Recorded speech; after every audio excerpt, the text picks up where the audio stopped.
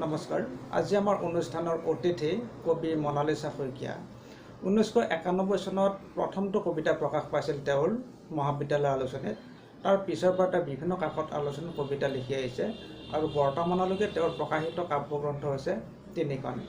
বোকাখাতত জন্মগ্ৰহণ কৰা মনালিছা শইকীয়া বৰ্তমান বোকাখাতৰে বাসিন্দা। পেছাত শিক্ষয়িত্ৰী মনালিছা শইকীয়াক আমি কবিতা সম্পৰ্কে কিছু কথা সুধিছিলোঁ। তেওঁ আমাৰ প্ৰশ্নৰ উত্তৰ সুন্দৰকৈ দি পঠিয়াইছে। আহকচোন তেওঁ কি কয় আমি শুনো। শ্ৰদ্ধাৰ কবি বিজয় বেজবৰুৱা দাদাই কেইটামান প্ৰশ্ন সুধিছিল। তেখেতৰ প্ৰথম প্ৰশ্নৰ উত্তৰত মই ক'ব বিচাৰোঁ যে কবিতা হৈছে আত্মাৰ আহ্বান।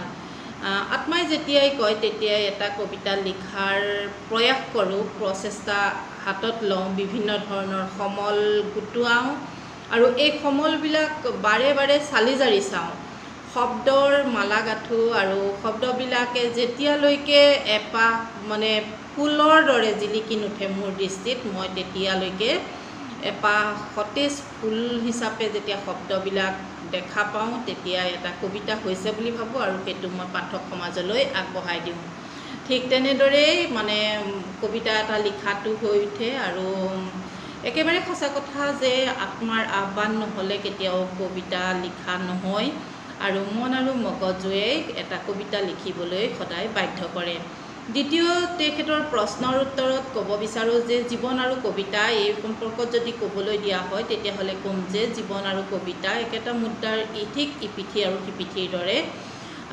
আজিও নাজানো জীৱনৰ বাবে কবিতা নে কবিতাৰ বাবে জীৱন, কিন্তু কবিতাতে জীৱনটো আচলতে উৎসৰ্গা হৈছে এতিয়ালৈকে। আৰু আহি থকা দিনকেইটাতো আশা কৰিম যে কবিতাই মোৰ কেতিয়াও যাতে মোৰ লগ নেৰে।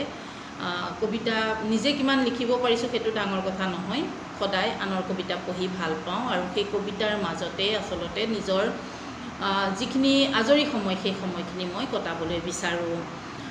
অগ্ৰজ কবিসকলে আমাৰ নবীন কবিসকলক গুৰুত্ব নিদিয়ে বুলি যি অভিযোগ শুনা যায় বুলি তেখেতে প্ৰশ্ন কৰিছে, সেই প্ৰশ্নৰ উত্তৰটো ক'ব বিচাৰোঁ যে কিছুদিন আগত এই সম্পৰ্কত অৱশ্যে কেইবছৰমান হ'ল মই নিয়মীয়া বাৰ্তাত এটা লেখাও লিখিছিলোঁ। এজন গল্পকাৰে নবীন গল্পকাৰসকলক উৎসাহ দিছিল, অনুপ্ৰেৰণা দিছিল, তেওঁলোকৰ প্ৰতিটো গল্প পঢ়ি চাই বুলি জনাইছিল, কিন্তু তাৰ বিপৰীতে এজন প্ৰখ্যাত কবিয়ে কৈছিল যে স্বনামধন্য কবি তেখেতে কিন্তু নবীন কবিৰ কবিতা নপঢ়ে, ভাল নাপায় আৰু সেইবিলাক তেখেতে সদায় আৱৰ্জনা বুলি ভাবে। তেনেকুৱা ধৰণৰ কথা তেখেতে তাত জনাইছিলে।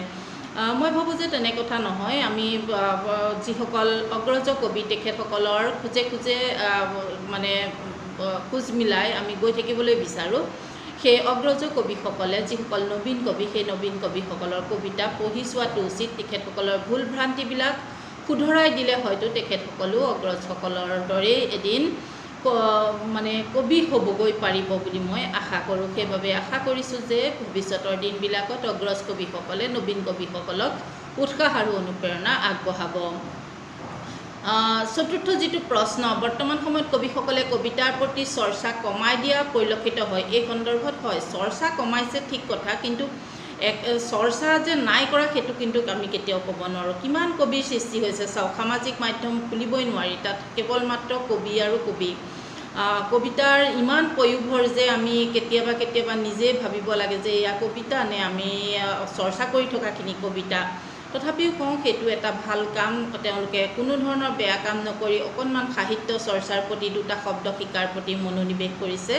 তাৰ প্ৰতি আমি সকলোৱে সদায় সহৃদয়তা ৰখা উচিত আৰু সেইসকলকো আমি হাতে হাত ধৰি আগবঢ়াই নিয়াটো আমাৰ উচিত কৰ্ম বুলি প্ৰত্যেকৰে আমাৰ সেইটো এটা উল্লেখযোগ্য কৰ্ম বুলি মই নিজে বিবেচনা কৰোঁ।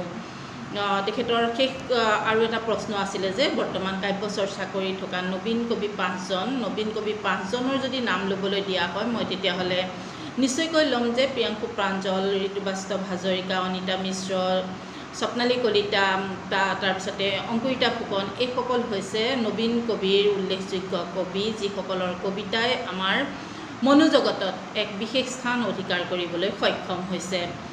শেষত সুধিছে যে মোৰ নিজা কাব্যগ্ৰন্থৰ কথা। তেখেতে মোৰ নিজা 3খন কাব্যগ্ৰন্থ ইতিমধ্যে প্ৰকাশ হৈছে। তাৰে প্ৰথমখন কাব্যগ্ৰন্থ প্ৰকাশ হৈছিল দেওদৰিকৰ হাঁহি 2011 চনত দ্বিতীয় কাব্যগ্ৰন্থখন মোৰ কাব্যশিল্পহী নামেৰে যুটীয়াভাৱে সেইখন প্ৰকাশ হৈছিলে আৰু সেইখন প্ৰকাশ হৈছিল 2015 চনত আৰু সদ্যহতে মই 2021 চনৰ এপ্ৰিল মাহত এখন কাব্যগ্ৰন্থ প্ৰকাশ কৰিছোঁ। নিজাববীয়াকৈ নিজা প্ৰচেষ্টাৰে এই কাব্যগ্ৰন্থখন মই প্ৰকাশ কৰি উলিয়াইছোঁ। তাৰ গ্ৰন্থখনৰ নাম হৈছে দুহাতত দুলে সময়।